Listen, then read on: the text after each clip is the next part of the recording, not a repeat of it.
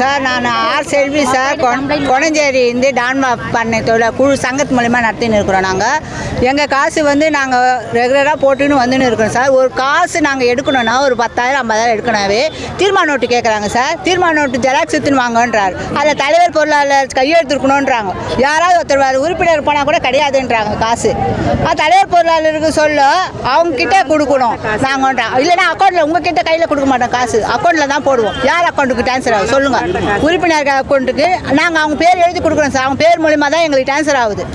இப்போ அப்படி இருக்க சொல்ல நாங்கள் குழு பிரிக்கலான்ற முறையில் எங்கள் காசு அப்படியே வச்சுருந்தோம். இப்போ மேடம் ஸ்டேட்மெண்ட் கேட்டாங்க. ஸ்டேட்மெண்ட்டு நாங்கள் வேணும்னு கேட்டு வச்சு எங்களுக்கு 6ஆம் மாதமே காசு எடுத்துட்டு இருக்கிறாங்க சார். எங்களுக்கு ஸ்டேட்மெண்ட் இருக்கிறப்பல காமிச்சு ஒரு ஸ்டேட்மெண்ட் ஒன்று கொடுத்தாங்க கையில். அதை நாங்கள் நம்பின்னு இருக்கிறோம்.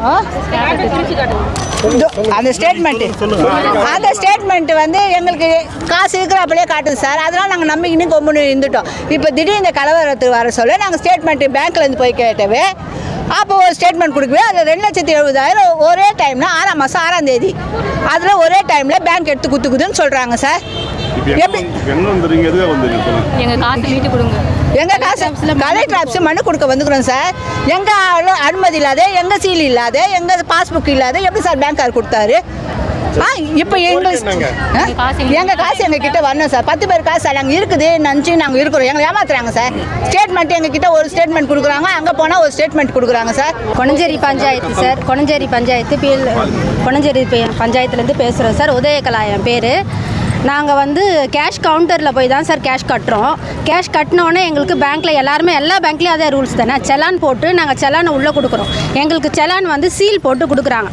இப்போ நாங்கள் கட்டினதுக்கான அந்த செலான் ரெசிப்ட் எடுத்துன்னு போய் கொடுத்தா இது எங்கள் பேங்க் சீல் இல்லைன்றாங்க. அந்த கூண்டுக்குள்ளே இருந்து தான் எங்களுக்கு சீல் வச்சு தராங்க. அதுக்குள்ளே எப்படி சார் ஃபேக் சீல் போகும்? எங்கள் சீல் இல்லை அப்படின்றாங்க அவங்க பேங்க்கில். நாங்கள் போய் கேட்டால் ஸ்டேட்மெண்ட்டும் எங்களுக்கு ஃபேக் ஸ்டேட்மெண்ட் வந்திருக்கு. எங்களுக்கு சென்ட் பண்ணியிருக்காங்க. கேட்டால் அது எங்கள் பேங்க் ஸ்டேட்மெண்ட் இல்லை. இப்போ நாங்கள் அதையும் கம்பேர் இப்போ பேங்க்லேருந்து வாங்கின ஸ்டேட்மெண்ட்டும் இந்த ஸ்டேட்மெண்ட்டும் வேறு காட்டுது. வேறு ஸ்டேட்மெண்ட் காட்டுது. நாங்கள் போய் கேட்டால் எங்களுக்கு நாங்கள் கேட்குறோம். எங்களுக்கும் தீபாவுக்கும் சம்மந்தம் கிடையாது. பேங்க் ஸ்டாஃபே கிடையாது தீபா. பேங்க் ஸ்டாஃப் இல்லாத பட்சத்தில் சிஸ்டமில் அலோ பண்ணுறது ஒரு பக்கம் இல்லாமல் கேஷ் கவுண்டருக்குள்ளே ரொக்கமாக எப்படி மகளிர் குழுவை பொறுத்த வரைக்கும் கையில் ரொக்கமாக கொடுக்குற வழக்கம் யாருக்கும் கிடையாது. கடந்த 10 வருஷத்துக்கு மேலே ஆயிடுச்சு.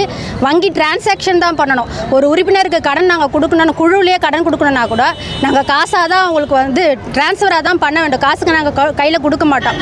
அவங்களோட அக்கௌண்ட் நம்பருக்கு டிரான்ஸ்ஃபர் பண்ணும்போது ஒரு அக்கௌண்ட் நம்பர்லேருந்து கேஷாக விட்ரால் ஆயிருக்கு. அமௌண்ட் பெரிய அமௌண்ட் 2 லட்சம் 3 லட்சம் கேஷாவாக விட்ரால் ஆயிருக்கு. அது வங்கி ஊழியர்களோட ஒத்துழைப்பு இல்லாமல் கேஷ் எப்படி சார் அவங்களுக்கு கொடுக்க முடியும்? நான் போய் காசு எடுக்கணும்னா நீ யார், உன் முகத்தை காட்டு, உன் கையெழுத்து தானா அப்படின்னு எல்லாம் செக் பண்ணி வாங்குறவங்க இருக்கும்போது அப்போ எப்படி ஆள் இல்லாமல் அவங்க கையில் எப்படி கேஷ் போயிருக்கோம்? எங்கள் கையில் கேஷ் வராமல். திருவள்ளூர் மாவட்டத்திலேருந்து கொணஞ்சேரி கிராமத்துலேருந்து வரேன். எங்களை சுற்றி 14 கிராமத்துலேருந்து இந்த பணம் திருடப்பட்டது. எந்த வங்கியிலனா இந்தியன் வங்கியிலேருந்து திருடப்பட்டு இருக்குது. எங்களுக்கே தெரியாத எங்கள் அக்கௌண்ட்லேருந்து எங்கள் சைன் அத்தாரிட்டி இல்லாத பேங்க்லேருந்து பணம் ட்ரான்ஸ்ஃபர் பண்ணியிருக்காங்க. ட்ரான்ஸ்ஃபர் இல்லை, அப்படி கிடையாது, பை கேஷாக கொடுத்துருக்காங்க. நாங்கள் ஸ்டேட்மெண்ட் எடுக்க போகிறப்பெல்லாம் எங்களுக்கு ஸ்டேட்மெண்ட்டு போட முடியாது, சிஸ்டம் ப்ராப்ளம், அன்றைக்கி அந்த ஆள் வரல, எதனா ஒரு இஷ்யூ எங்களுக்கு சொல்லினே இருப்பாங்க.